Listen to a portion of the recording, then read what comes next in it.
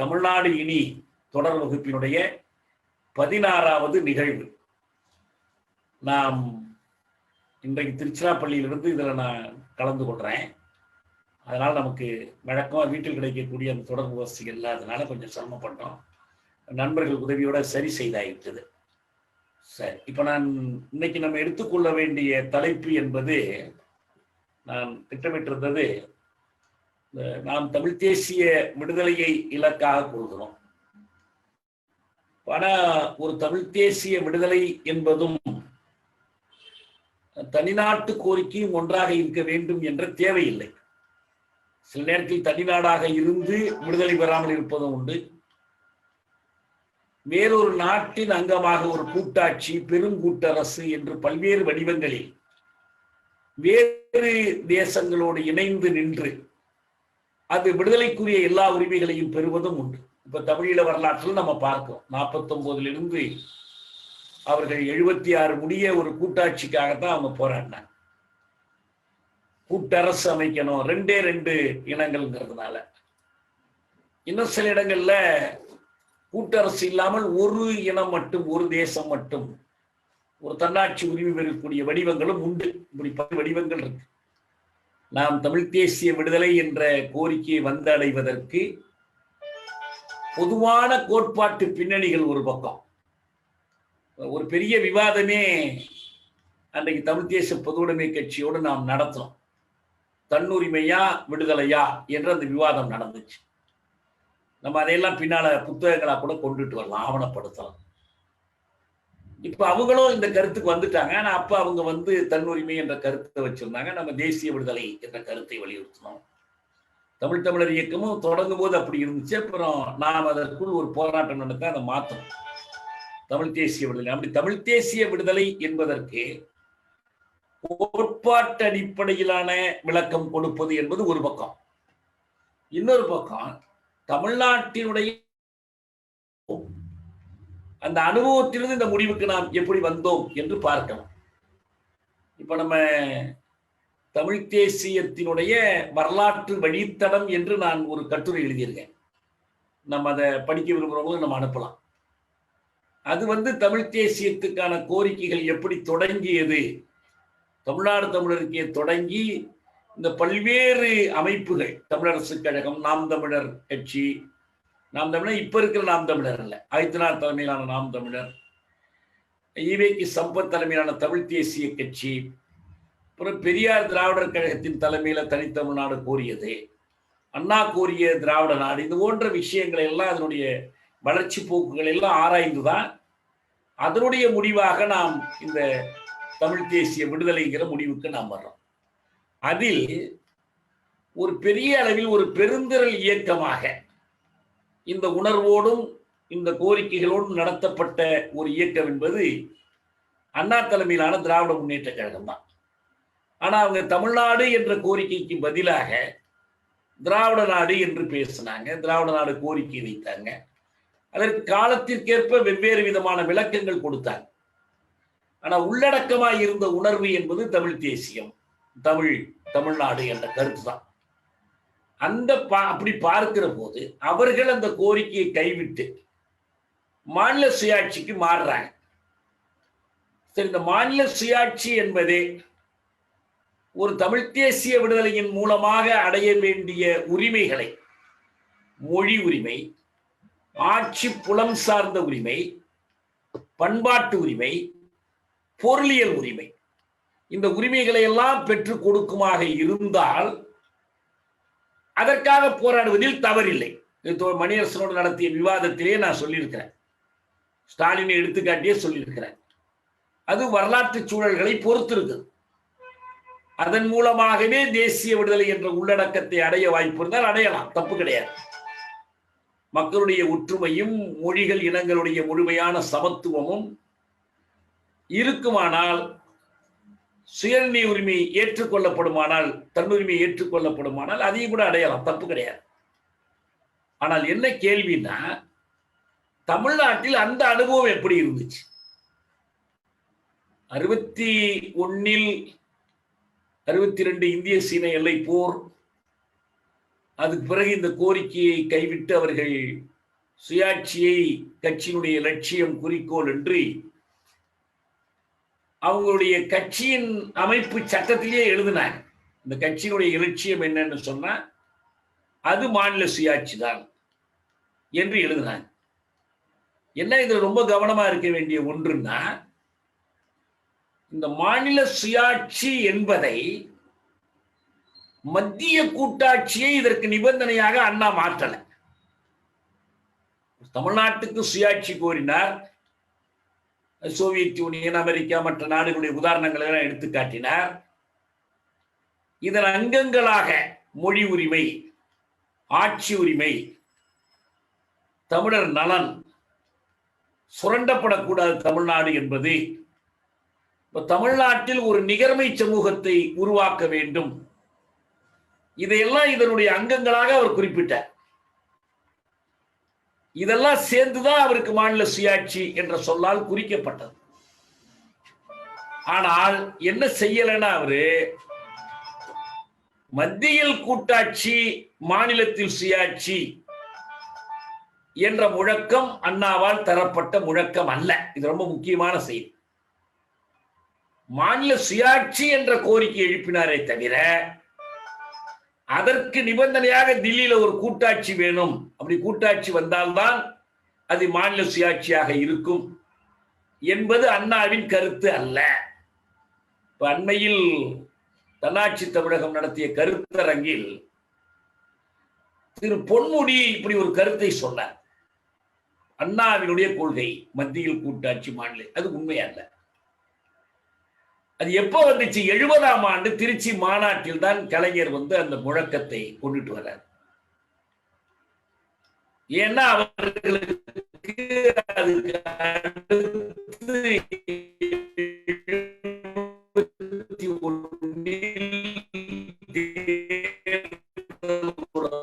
எதுவும் கேட்கல.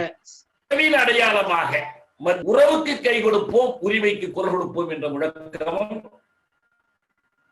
அந்த ஓசை நயத்தோடு கலைஞரால் எழுப்பப்பட்ட இந்த மாநிலக்குரிய உள்ளடக்கத்தை உடையதா இல்லையா என்பது பரிசீலிக்கப்படும். அவங்க சரியா எழுப்பல, மற்றவங்க சரியா எழுப்பக்கூடாதுன்னு ஒரு தடை கிடையாது, தப்பு கிடையாது. ஆனால் அந்த மாநில சுயாட்சி முழக்கத்தை எழுப்பியதற்கு பிறகு அது குறித்து ஒரு ஆய்வறிக்கை கொடுக்குமாறு ராஜமன்னார் குழு என்ற ஒரு குழு அமைக்கப்பட்டு அவங்க ஒரு அறிக்கை கொடுத்தாங்க. அது நீதிபதிகள், வல்லுநர்கள், அறிஞர்கள் கொண்ட ஒரு குழு. ஒரு அரசியல் இயக்கத்திற்கு அது எந்த அளவு ஏற்புடையதாக இருக்கும், இன்னும் ஏதாவது சேர்த்து கொள்ள வேண்டுமா, இந்த அறிக்கையின் அடிப்படையிலான வேலை திட்டம் என்னவாக இருக்கணும், போராட்ட திட்டம் என்னவாக இருக்கணும் என்பதை முடிவு செய்வதற்காக திராவிட முன்னேற்ற கழகம் இருவர் குழு ஒன்றை அமைத்தது. ஒருவர் இரா செழியன், இன்னொருவர் முரசொலி மாறன். இரா செழியன் எவ்வளவு பெரிய அரசியல் அறிஞர் என்பது எல்லோருக்கும் தெரியும், மாற்றாரும் மதித்து போற்றக்கூடியது. நெடுஞ்செழியனுடைய இளவலவர். அவர் பிற்காலத்தில் அனைத்து இந்திய அளவில் ஜனதா அரசியல்ல போய் சேர்ந்துட்டார், கலந்துட்டார். முரசொலி மாறன் கடைசி வரை திராவிட முன்னேற்ற கழகத்தில் இருந்தார். நெருக்கடி நிலை காலத்தில் சிறைப்பட்டிருந்தார். எனக்கே அவர் இது பற்றி ஒரு விரிவான பேட்டி கொடுத்தார். அந்த சிறை நிகழ்ச்சிகள் குறித்து, பொதுவா திமுக பற்றி அவருடைய அபிப்பிராயத்தை எல்லாம் பத்தி என்னோடு நீண்ட நேரம் பேசினார். அவர் முரசொலி மாறனுடைய ஒரு புத்தகம், மாநில சுயாட்சி பற்றி எழுதப்பட்ட புத்தகமா திராவிட முன்னேற்ற கழகத்தினுடைய மாநில சுயாட்சி கொள்கைக்கான ஓர் ஆவணமாக திகழ்கிறது. அண்மையில் இந்த புத்தகத்தை நான் வாங்கி வந்தேன், இங்க வரும்போது எடுத்துட்டு வந்த படிப்பதற்காக. உண்மையிலேயே தமிழ் தேசிய விடுதலையில் அக்கறை கொண்டவர்கள் அல்லது பொதுவாக தமிழ் தேசியத்தில் அக்கறை கொண்டவர்கள் படிக்க வேண்டிய ஒரு புத்தகம், அதுல எந்த மாற்று கருத்துக்கும் இடமில்லை. அப்படி ஒரு வெல்த் ஆஃப் ஃபேக்ட்ஸ், தரவுகளின் செல்வத்தை இது கொண்டிருக்கிறது. தரவுகளை திரட்டி கொடுத்திருப்பது மட்டுமல்ல, இந்த கூட்டாட்சி, தன்னாட்சி அல்லது சுயாட்சி என்பது குறித்து பல்வேறு நாடுகளின் சட்டங்கள் என்ன சொல்கின்றன, பல்வேறு அரசியல் அறிஞர்களுடைய கருத்துக்கள் என்னவாக இருக்கிறது, எல்லாவற்றையும் அவர் தொகுத்து கொடுத்திருக்கிறார். மொத்தத்துல திராவிட இயக்கத்தினுடைய ஒரு வலுக்குன்றிய நிலை, ஒரு நலிவு நிலை எதுல இருக்குதுன்னா, மாநில சுயாட்சி கோரிக்கையை நியாயப்படுத்துகிற போது தமிழ்நாட்டின் அடிமை நிலை, தமிழர்களின் அடிமை நிலை, தமிழின் ஒடுக்குண்ட நிலை, தமிழ்நாடு சுரண்டப்படுவது, இந்த காரணங்களினால் எங்களுக்கு சுயாட்சி தேவைப்படுகிறது. தந்தை செல்வா ஈழத்தில் இந்த கோரிக்கை வைக்கிற போது தமிழர் குடியுரிமை பறிப்பு, தமிழர் மொழி உரிமை பறிப்பு, தமிழருக்கு அரசு அதிகாரம் இல்லாத நிலை, தமிழ் ஈழத்தின் மீதான வன்குடியேற்றம் என்று அவர் காரணங்களை எல்லாம் பட்டியலிட்டார். அவர் என்ன சொல்லலன்னா, இலங்கையை காப்பாற்றுவதற்காக நாங்கள் சுயாட்சி கேட்கிறோம் என்று சொல்லல. ஆனா இந்த புத்தகத்தினுடைய அணிந்துரையிலேயே கலைஞர் என்ன சொல்றாருன்னா, இந்த புத்தகத்தை படித்து பாருங்கள், நாங்கள் இந்தியாவை வலிமைப்படுத்துவதற்காக மாநில சுயாட்சி கேட்கிறோம் என்று எழுதுவார். மாநில சுயாட்சி தமிழ்நாட்டுக்காக தானே கேட்கிறோம், தமிழ்நாட்டு மக்களுக்காக கேட்கிறோம். இந்தியாவை வலிமைப்படுத்தவில்லையா என்பது வேறு செய்தி. நீங்க இந்தியாவை பலவீனப்படுத்துகிறீர்கள் என்ற குற்றச்சாட்டையே எப்போதும் மனதில் சுமந்து கொண்டு வைகோவும் பிற்காலத்தில் இப்படிதான் பேசுவார். என்னன்னா, இந்திய ஒருமைப்பாட்டுக்காகத்தான் நாங்கள் மாநில சுயாட்சி கேட்கிறோம். இந்த அடிப்படை குறை அணுகுமுறையான அந்த குறை இவங்க எழுத்துக்கள்ல பூரா இருந்தா கூட, இப்ப இந்த புத்தகத்தை கலைஞர் எழுதல, அல்லது நெடுஞ்செழியன் எழுதல, அல்லது அன்பழகன் எழுதல, முரசொலி மாறன் தான் எழுதியிருக்கார்.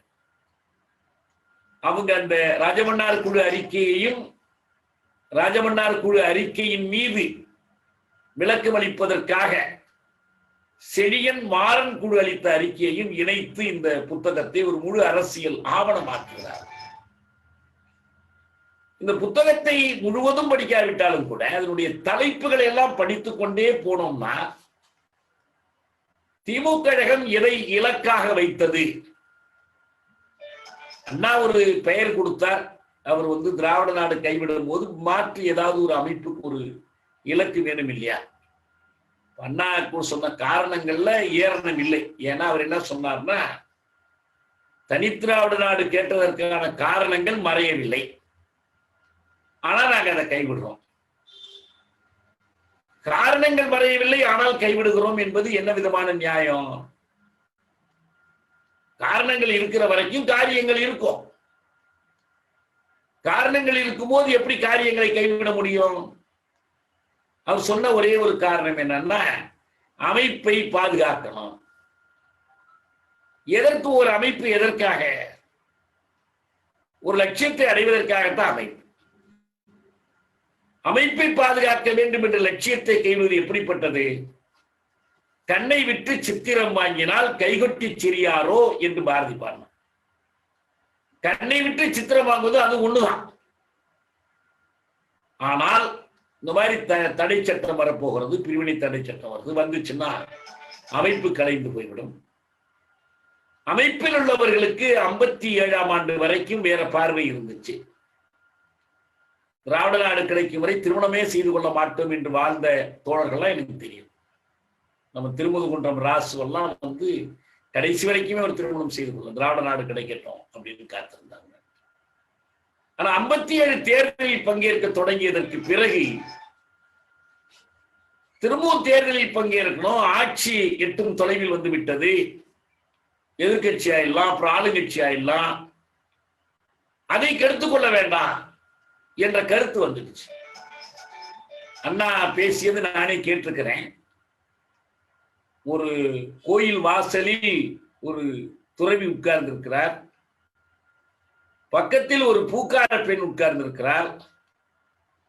இந்த பூக்கார பெண் அந்த துறவியை பார்த்து, ஐயா நீங்கள் ஏன் திருமணம் செய்து கொள்ளவில்லை என்று கேட்கிறார். இல்ல நான் திருமணம் செய்து, அப்படியா திருமணம் செய்து கொள்ற ஆள் கிடையாது. நீங்க எல்லாம் ஆனா என்றெல்லாம் கேட்கும் போது இந்த துறவி அந்த பெண்ணுக்கு தன்னை நிரூபித்துக் கொள்ள வேண்டிய தேவை வந்து விட்டது. அதுக்கு பிறகு அவர் திருமணம் பண்ணி கொடுக்கிறார். அது போலத்தான் நாங்களும் இந்த தேர்தல்லாம் ஒன்றும் பயனில்லை, நமக்கு வேண்டியது விடுதலை, விடுதலையை தேர்தல் மூலம் அடைய முடியாது என்று ஒதுங்கி போராடி கொண்டிருந்தோம். ஆனா எங்களை காமராஜர் என்ன பண்ணிட்டார்னா அந்த பெண்ணை போல எங்களை ஆசை காட்டி தேர்தலுக்கு இழுத்து விட்டார் என்று சொல்லுவார். ஆனா இழுத்து விடப்பட்டதற்கு பிறகு என்னாச்சு? மேலும் மேலும் வெற்றி பெற வேண்டும், மேலும் மேலும் இடங்களை பிடிக்க வேண்டும். இந்த கொள்கையை வைத்திருந்தால் அமைப்பை தடை செய்து விடுவார்கள். தடை செய்து விட்டால் அந்த பதவிக்கான போராட்டம் முடிந்து போய்விடும் என்ற கருத்துக்கு வந்துதான் இந்த திராவிட நாடு என்கிற அந்த பெரும் குறிக்கோள் கைவிடப்பட்டது. அந்த மாதிரி கைவிட்ட நிலையில் பதிலுக்கு ஒரு லட்சியம் வேணுமே என்றுதான் இந்த மாநில சுயாட்சி என்ற முழக்கத்தை கொடுக்கிறாங்க. ஆனா மத்தியில் கூட்டாட்சி அல்ல. நீங்க ராஜ்யசபை பேச்சுக்கள் இருந்து கூட நான் எடுத்து காட்டினேன். ஒரு எந்த இடத்துலயும் அந்த கோரிக்கையை வைக்கல. மாநில தமிழ்நாட்டுக்கு சுயாட்சி வேணும். ஏன்னா எங்கள் மொழிக்கு உரிய இடம் இல்லை, எங்களுக்கு ஆட்சி உரிமை இல்லை, எங்களை சுரண்டுகிறீர்கள். வடவர் சுரண்டல் என்றே அவர் குறிப்பிட்டார். தமிழ்நாடு சுரண்டப்படுகிறது.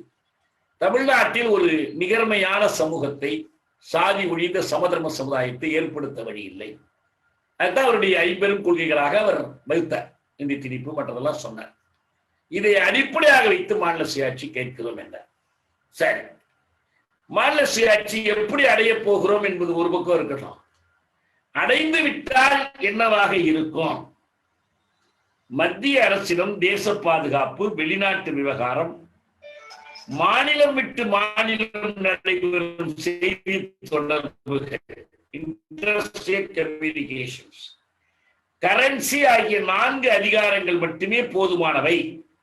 மற்ற அதிகாரங்களும் எஞ்சிய அதிகாரங்களுமே வந்து திராவிட முன்னேற்ற கழகத்தினுடைய மாநில சுயாட்சி திட்டம்.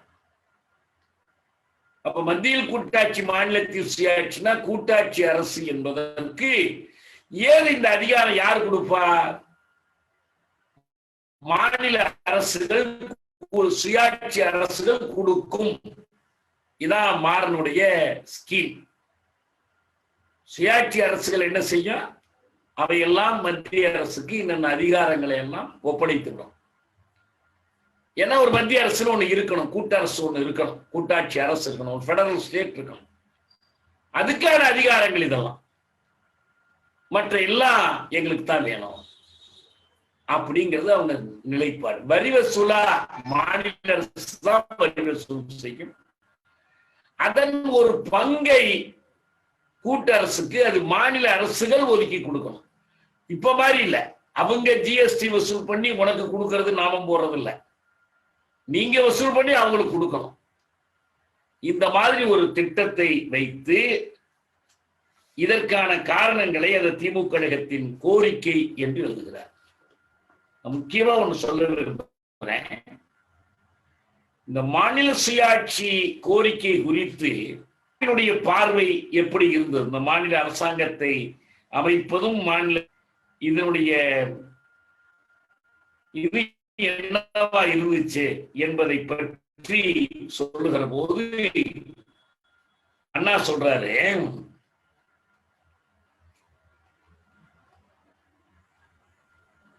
இந்த அரசாங்கத்தில், மாநில அரசாங்கத்தில் பங்கு பெற்று மாநில முதலமைச்சராவதன் மூலம் எனக்கு ஒன்றும் அதில் பெரிய அக்கறை இல்லை, அதில் நான் மயங்கி இருக்கவில்லை, அரசியல் பதவிக்காகவே இனி எல்லாவற்றையும் செய்ய வேண்டும்னா நான் மோதிக்கொண்டிருக்க விரும்பவில்லை.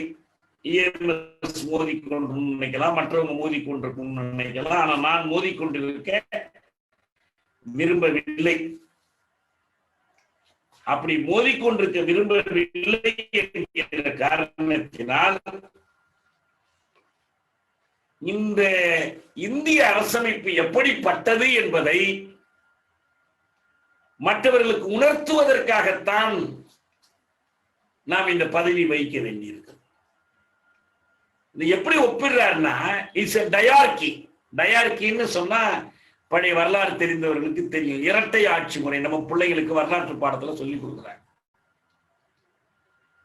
இந்திய அரசு என்ன செய்யும்னா தேர்ந்தெடுக்கப்பட்ட உட்பட்ட வாக்குரிமையில தேர்ந்தெடுக்கப்பட்ட சில அமைச்சர்கள். ஆனா அந்த அமைச்சர்களுக்கு எல்லாமே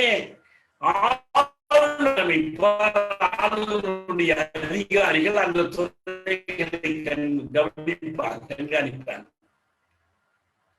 நம்பக்கூடாது. இந்திய அரசுடைய ஆளுநர் கண்காணிப்பது, ஆளுநர் ஆட்சியும் அமைச்சர்கள் ஆட்சியும் ரெண்டு இணைந்ததுதான் டயார்கி. இப்ப நீங்க புதுச்சேரியில பாக்குறீங்க, ஏற்கனவே தில்லியில பார்த்தோம், தமிழ்நாட்டிலேயே அதுதான் நடந்துகிட்டு இருக்கு. அதை மறைத்து கொண்டிருக்கிறார்களே தவிர இதுவும் டயார்கி தான். அண்ணா சொல்றாரு, அந்த டயார்கி தான் இன்றைக்கும் இருக்கிறது.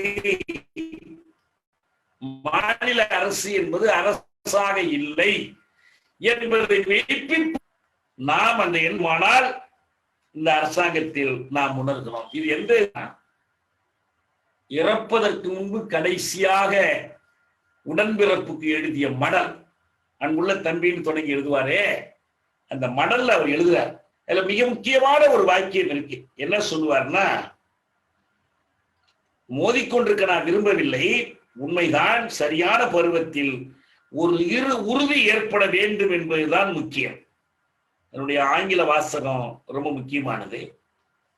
அவர் என்ன சொல்றாருன்னு சொன்னா, ஒரு கட்டம் true a sense of determination at the appropriate stage is all important. ஒரு கட்டத்தில் திட்டவட்டமான ஒரு முடிவுக்கு வருவது அவசியமாக இருக்கும். என்னுடைய பொருள் என்ன, இந்த மாநில அரசாங்கம் என்பதெல்லாம் சுயாட்சி கிடையாது. இந்திய அரசு ஒரு இரட்டையாட்சி முறையை செயல்படுத்துகிறது. நாம் என்னென்ன காரணங்களுக்காக திராவிட நாடு கோரிக்கை வைத்தோமோ அந்த காரணங்கள் அப்படியே இருக்கின்றன. இதை உணர்த்துவதற்கு இந்த பதவி பயன்படுமானால் அந்த பதவியை பயன்படுத்திக் கொள்ளும். இந்த உணர்த்திக்கிட்டே இருக்கிறது இல்ல, பல 10 ஆண்டுகளுக்கும் 100 ஆண்டுகளுக்கும் இப்படியே போய்கிட்டு இருக்கிறது இல்ல. ஒரு கட்டத்தில் இது வேண்டாம் என்று தூக்கி போட்டுட்டு நம்ம விடுதலைக்காக போராட வேண்டிய கட்டாயம் வரும். இதைத்தான் அவருடைய இறுதி மடலில் அவர் சொல்றார். இப்படிதான் முரசொலி மாறணும் அதுக்கு விளக்கம் கொடுக்கிறார். அவருடைய மடலுடைய பொருள் அதுதான். என்ன நடந்திருக்கு உண்மையில? இவ்வளவு குறைகளை பட்டியலிட்டவர்கள், இந்த பட்டியல் படிச்சீங்கன்னா, தலைப்பு படிச்சோம்னாலே நமக்கு ஒண்ணு விளங்கிடும். என்ன விளங்கிடும்? இது தமிழ்நாடு எப்படி அடிமைப்பட்டு இருக்கிறது என்பதற்கான சான்று. நாம் தமிழ் தேசிய ஒடுக்குமுறை, தமிழ் தேசியத்தின் மீதான இந்திய தேசிய ஒடுக்குமுறைன்னு சொல்றோமே, அதற்கான தரவுகள் அனைத்தும் இதில் இருக்கு. நிதி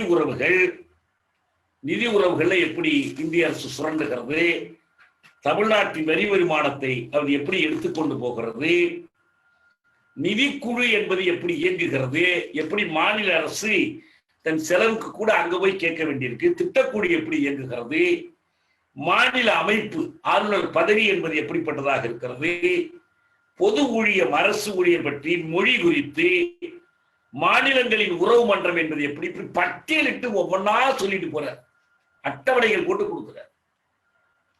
ஒன்னே ஒண்ணுதான் நமக்கு மறக்க முடியாமல் நினைவு வைத்துக் கொள்ள வேண்டியது என்னன்னா, இவ்வளவு பெரிய புத்தகத்தை எழுதி இவ்வளவு தரவுகளை திரட்டி கொடுத்தவரு டெல்லியில போய் இதே வேலையை செய்யறதுக்கான தொழில்துறை அமைச்சரா உட்கார்ந்துட்டார். பிரதமர்கள் மாறினாங்க, தொழில்துறை அமைச்சர் மாறல. இவர் தான் இருந்தார், எல்லா ஆட்சிகள்லையும் இருந்துட்டார். இந்திய அரசுல திமுக பங்கேற்ற போது எல்லாமே கைவிட்டு போயிடுச்சு. ஆனா இந்த தரவுகள் நமக்கு தேவைப்படுகிறது. இப்ப என்னுடைய கேள்வி எல்லாமே என்னன்னா, தனிப்பட்ட ஒரு மாறன், கலைஞர் அல்லது எம்ஜிஆர் இவர் எப்படி அவர் எப்படிங்கிறதெல்லாம் இல்ல. இப்படி ஒரு சுயாட்சி அமைப்பை உருவாக்குவதற்கான சாலை வரைபடம் என்ன இந்த புத்தகத்துல இல்ல. அப்பப்ப உரிமை போருங்கிறாங்க, சுயாட்சிக்கான போராட்டம்ங்கிறாங்க. இன்னொரு பக்கம் தொடர்ந்து நீங்க பாத்தீங்கன்னா 67, 71, அப்புறம் 77 வரிசையா ஒவ்வொரு தேர்தலையும் போட்டியிடுவதும், நிற்பதும், ஜெயிப்பதும். ஒரு கட்டத்திற்கு பிறகு விபி சிங் தேசிய முன்னணி வந்ததிலிருந்து அரசாங்கத்தில் போய் உட்காருவதும். எம்ஜிஆரை பொறுத்த வரைக்கும் அதுக்கு முன்னாலே போய் உட்கார்ந்துட்டார். சரண் சிங் காலத்திலேயே சத்யவாணி முத்துவும் பாலப்பனூரும் போய் அமைச்சர்கள் ஆயிட்டாங்க. இன்னும் எவ்வளவு காலத்திற்கு என்ன வழிகாட்டுறீங்க? மாநில சுயாட்சி தான் உங்கள் குறிக்கோள் என்றால் எத்தனை அடி முன்ன நகர்ந்திருக்கிறீங்க? பல மைல் பின்ன போயிட்டீங்க. அந்த கட்சிக்காக மட்டுமல்ல, தமிழ் தேசியம் பேசக்கூடிய மாநில சுயாட்சியோ என்னன்னு புரியாத இனம் புரியாத இன விடுதலையோ அல்லது அரசியல் புரட்சின்னோ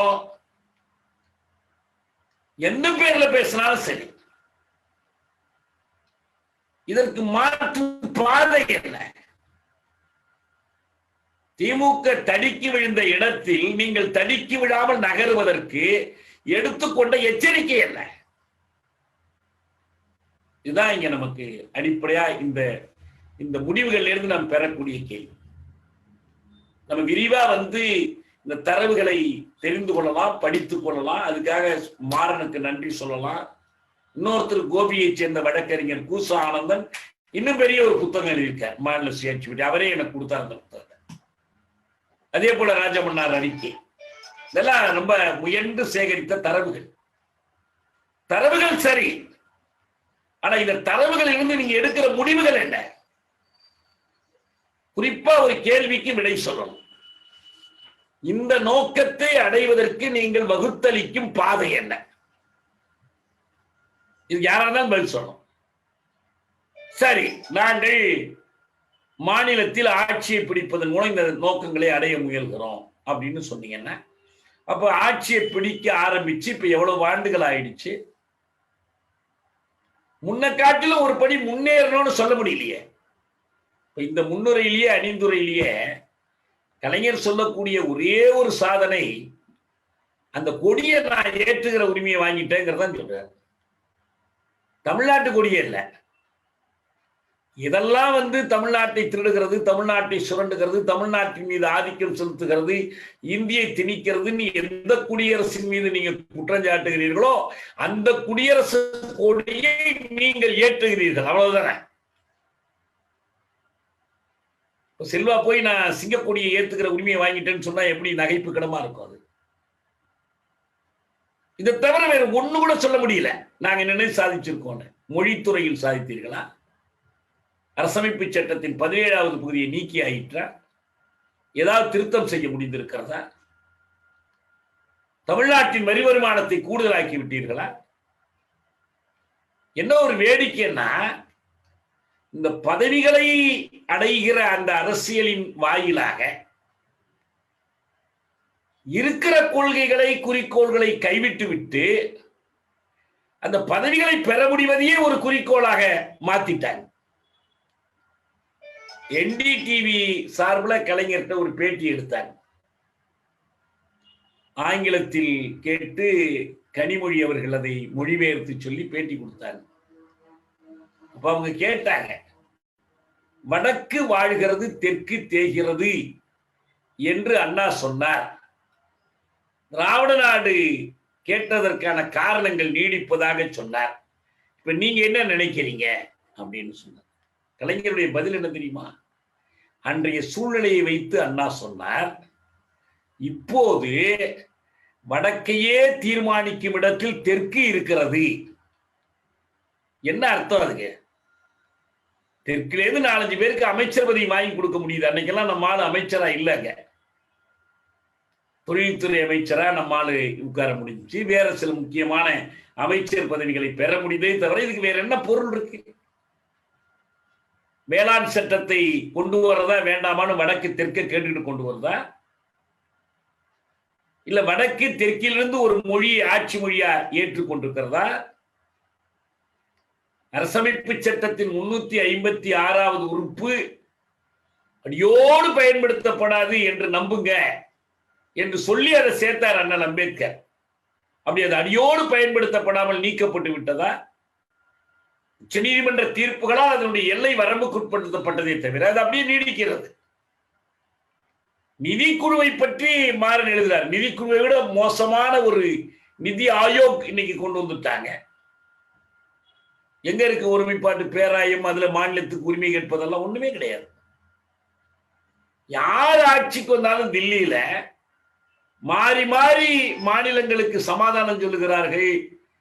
டிங்கரிங் இருக்கு பாருங்க, நெளிவெடுக்கிறது அல்லது பவுடர் பூசுறது, இந்த பூசுகிற வேலை நடக்கிறதே தவிர அரசமைப்பு சட்டத்தின் அடிப்படைகள் மாறவே இல்லை. இந்த அரசமைப்பு சட்டம் இப்ப நாங்க தமிழ் தேசிய விடுதலை இயக்கத்தில் சொல்றோம், இந்த அரசமைப்பு தேசங்களின் அடிமை முறி, இது ஒரு அடிமை சாசனம். நீங்க தேசங்கள்னு சொல்லலனாலும் அதையே தான் மாறன் சொல்ற. மாநிலங்களை அடிமைப்படுத்தி வைத்திருக்கிற ஒரு அரசமைப்பு சட்டம் இது. உலகத்திலேயே நீளமான அரசமைப்பு சட்டம். ஆனா தமிழர்களுக்கான உரிமைகளை ஏற்றுக்கொண்ட ஒரு அரசமைப்பு அல்ல என்று மிக தெளிவா சொல்றார். இது எப்ப மாறிடுச்சா? ஏதாவது அரசமைப்பு சட்டத்தில் ஏதாவது திருத்தம் வந்து மாத்திட்டாங்களா? ஒண்ணுமே இல்லை. திரும்ப திரும்ப அவங்க ஆணையங்களை அமைப்பது எல்லாமே ஆணையம் அமைப்பாங்க, அறிக்கை கொடுப்பாங்க, அவ்வளவுதான். நடைமுறைக்கு மாநிலத்துக்கு சாதகமா இருக்கிற எதுவும் வராது, இந்திய அரசு சாதகமா இருக்கிற எதுவும் வராது. அதுதான் வரும். இதுதாங்க பின்னணி. இந்த பின்னணியில் நாம் இதை இந்த நேரத்தில் நான் நினைவுபடுத்துவதற்கான ஒரு காரணம், இதே வழியை கடைபிடிப்பது எப்படி தமிழ் தேசியத்துக்கு உதவியாக இருக்கும். சட்டமன்ற தேர்தல் வருது, திமுகவுக்கு இதெல்லாம் நினைவு இருக்க போதுன்னு நான் நினைக்கிறேன். யாராவது நினைவுள்ளவங்க வழக்கறிஞர்கள் எழுதி கொடுத்தா அதை அறிக்கையா போட்டுக்குவாங்க. எப்படி அடைவது? 17வது பிரிவை நீக்கணும் அல்லது திருத்தணும். அன்னைக்கு 15 தேசிய மொழிகள், இன்னைக்கு 22 தேசிய மொழிகள். 22 தேசிய மொழிகளையும் ஆட்சி மொழிகளாக்கணும். இதுதான் கொள்கை என்று கலைஞர் பேசுகிற அதே மாநாட்டில் நாடாளுமன்றத்தில் கேட்கப்படுகிற கேள்விக்கு, துணை கேள்விக்கு தமிழில் பதிலளிக்க உரிமை கிடையாது என்று மறுக்கப்பட்ட மு.க. அழகிரி உட்கார்ந்திருக்காரு. என்ன அர்த்தம் இதுக்கு? இந்த உரிமை கூட உங்களால வாங்க முடியல. நாடாளுமன்றத்தில் தமிழ்ல பேசுறதுக்கு எந்த சூழ்நிலையும் தனக்கு தெரிந்த மொழியை மட்டுமே பயன்படுத்தி பேசலாம், கேட்கிறானோ இல்லையோ. ஆனா கேள்விக்கு பதில் சொன்னா இந்தியில சொல்லணும், ஆங்கிலத்தில் தான் சொல்லணும். துணை கேள்விக்கு, மூல கேள்விக்கு அவங்க ஏற்கனவே ஆங்கிலத்தில் எழுதி கொடுத்துருவாங்க அதிகாரிகள், அல்லது இந்தியில கொடுத்துருவாங்க. இந்தியில சொல்லலாம், ஆனா தமிழ்ல சொல்ல முடியாது. என்ன மாத்த முடிச்சு? என்ன நிபந்தனை விதிக்க முடிச்சு? ஒண்ணுமே இல்லை. எந்த துறையிலும் கொஞ்சம் சைலண்ட் அந்த நிலையில் தான் செய்ய முடிஞ்சிருக்கு. நிதிக்குழு எதுவுமே எந்த அதிகாரம் இருக்கிற நம்ம இந்திய பிரதமர்களா இருந்தவர்களையே கொஞ்சம் நமக்கு அனுசரணையாக பதவியை கருதாமல் மண்டல் குழு பரிந்துரையை செயல்படுத்தியவர்னு சொல்லக்கூடிய ஒருத்தர் வந்து விஸ்வநாத் பிரதாப் சிங். நான் அவரையே உதாரணமா எடுத்துக்கிறேன். தேவகவுடா வேணாம், ஐக்கிய குஜரால் வேணாம், சந்திரசேகர் வேணாம், காங்கிரஸ் பிரதமர்கள் வேண்டாம், பாஜக பிரதமர்கள் வேண்டாம். விபி சிங்கினுடைய நிலைப்பாடு என்ன? இந்த கோரிக்கைகள் சம்பந்தமா, மாநில சுயாட்சி கொள்கை தொடர்பா அவருடைய நிலைப்பாடு என்ன? சென்னையில் தன்னுரிமை மாநாடு என்று பாமக நடத்தினாங்க. தன்னுரிமை தீர்மானம் எல்லாம் ஏற்றுனாங்க, எல்லாம் பண்ணாங்க. அதுக்கு பேசுறதுக்கு விபி சிங் வந்தார். விபி சிங் பேச்சை நான் தான் மொழிபெயர்த்தேன், கடற்கரை பொதுக்கூட்டத்தில் மொழிபெயர்த்தேன்.